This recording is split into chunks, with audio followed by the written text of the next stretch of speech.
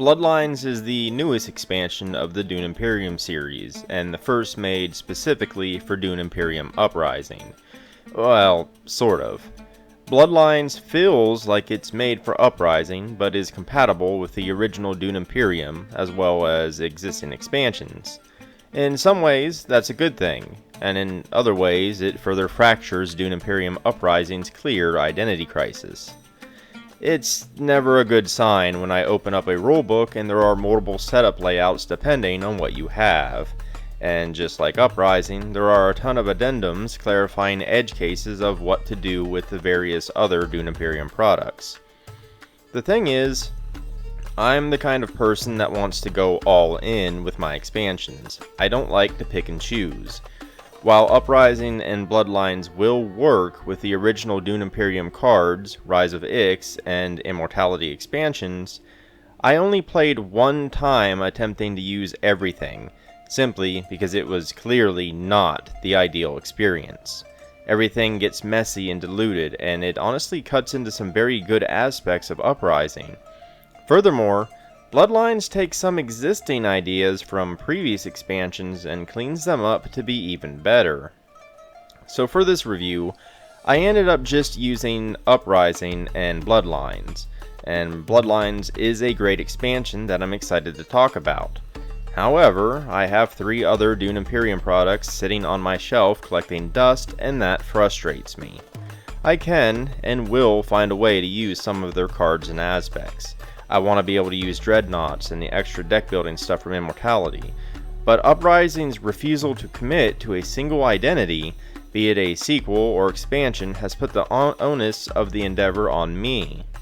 Most of the guidance that the rulebooks give is that you can do whatever you want, but I don't need a rulebook to tell me that.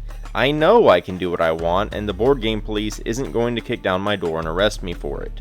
What I needed was a clear set of thoroughly play-tested guidelines for mixing the past and new content. I'm front-loading this review with this rant, because beyond this point I won't be talking about the original Dune Imperium, Rise of Ix, and Immortality, except to reference a couple of related points. But I still wanted to make my agitation with the messy implementation of past content known, as it is an important factor for anyone who owns the whole product line like I do. Dune Imperium Bloodlines adds a hefty amount of stuff to Uprising's existing content, with 9 new leaders, 2 new conflict cards, 18 new intrigue cards, and a whopping 32 new Imperium cards, as well as new contracts and a few goodies for solo and duo play. There are also a good bit of new components for specific leaders, such as the navigation deck for the steersman leader, a new board tile for Tuick, and a special intrigue deck for Peter de Vries. On the new side of the fence comes the Sarduakar Commanders, and Bloodlines offers both miniature and wooden cube variants, which is nice. Alongside them are the Sarduakar skill tiles. Tech tiles were first seen in Rise of Ix, and they make a comeback in Bloodlines with their own sideboard. They work slightly differently than how they did in Rise of Ix, but you get a nice set of them. As always, the quality of the components is excellent, and the artwork is consistent and looks great. I will say that I feel like the Sarduakar skill tiles clash with the rest of the game's aesthetic, but I can't entirely explain why. I think it's because the paper white backgrounds sorely stick out compared to the rest of the game's color palette. I do appreciate that just like the Worms and Uprising, the game provides wooden cube alternatives to the Sarduakar miniatures if you don't own the deluxe components for Dune Imperium and want to keep the look consistent. Regardless, for the price, Bloodlines brings good value in both its game mechanics and the number of physical components that you receive. Just like previous leaders, the 9 new ones introduced in Bloodlines vary in complexity. However, each one feels very unique, even compared to previous leaders. For example, Esmar Tuick adds an entirely new tile to the board that anyone can send an agent to, changing the game for everyone at the table. The steersman has his own set of navigation cards, where he lays out a plan of how to trigger them before the game starts. Duncan Idaho can essentially enter battles himself when playing his ring ability, while Peter de Vries has his own set of twisted intrigue cards to play with.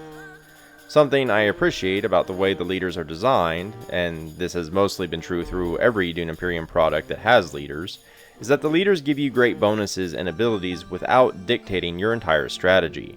You never feel shoehorned into playing a certain way due to your leader, yet they still reward you for certain actions. It's a delicate balance I've seen a great many board games completely fail at. It's very easy to have a character choice set you on a programmed path of actions, and I've never felt that way with Dune Imperium, and I'm happy to see that Bloodlines has continued maintaining that excellent balance.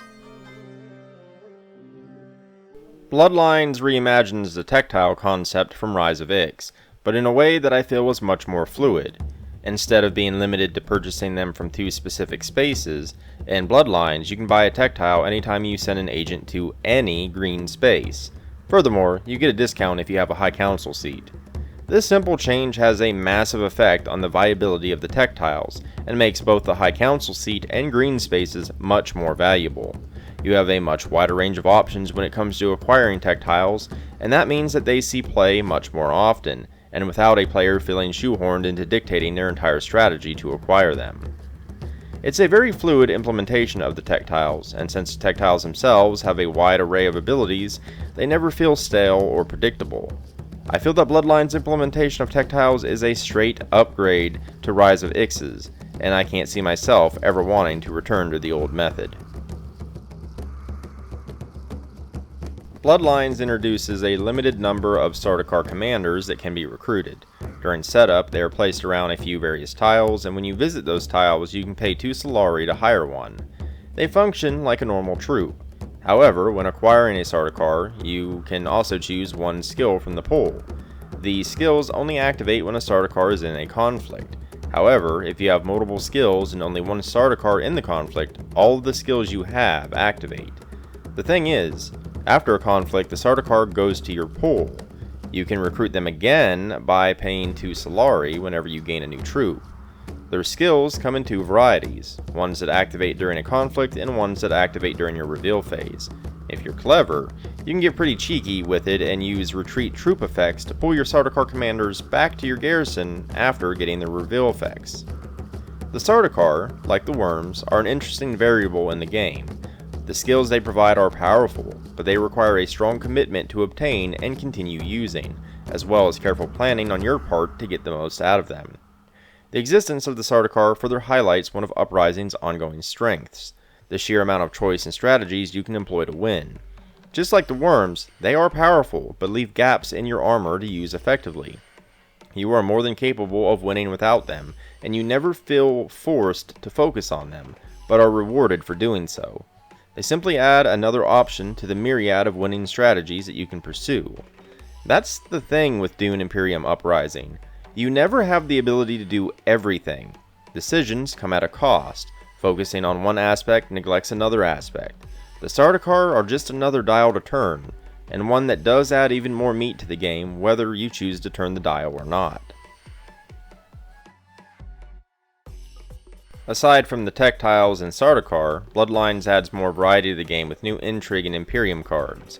Deck builders thrive on that kind of variety, and Bloodlines feels carefully curated to add just the right mix of cards to avoid diluting the deck.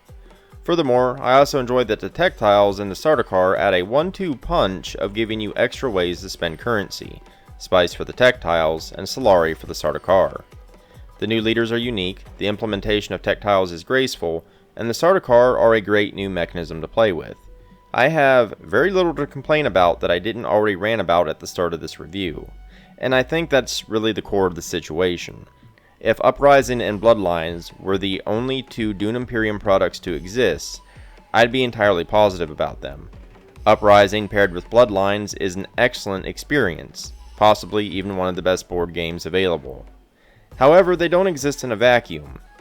Dune Imperium Uprising standalone, but not a sequel, but not an expansion, but also kind of an expansion identity crisis, is further muddied by Bloodlines. While technically compatible, if you own and want to use everything, you're going to get an unbalanced hodgepodge of a game that's a shadow of its former self. At the same time, by putting the old aside in favor of the new, you have an excellently balanced experience, but leave a whole lot of unique and fun aspects behind.